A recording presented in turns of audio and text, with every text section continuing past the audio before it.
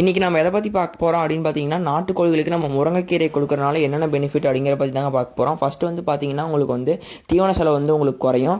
அதே மாதிரி இந்த முருங்கைக்கீரையில் வந்து பார்த்தீங்கன்னா, நிறையா கால்சியம் சத்துக்கள், விட்டமின் சத்துக்கள், மினரல் சத்துக்கள்லாம் ஏகப்பட்ட சத்துக்கள் இருக்குது. அதனால் நீங்கள் இந்த கீரைகளை நாட்டுக்கோழிகளுக்கு வந்து சின்ன குஞ்சுலேருந்தே ஒரு 15 நாள் குஞ்சுலேருந்தே நீங்கள் வந்து சின்ன சின்னதாக நறுக்கி போட்டு நீங்கள் கொடுத்து பழக்கிட்டீங்க அப்படின்னா, அந்த கோழிகள் வந்து பெருசாச்சு அப்படின்னா இனி நிறையா அந்த கீரைகளை வந்து சாப்பிடும்.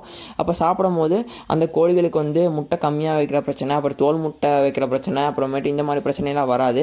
அதே மாதிரி உங்களுக்கு வந்து சேவலும் நல்லா உங்களுக்கு சூட்டிப்பாக ஆரோக்கியமாக உங்களுக்கு வந்து வளரும்.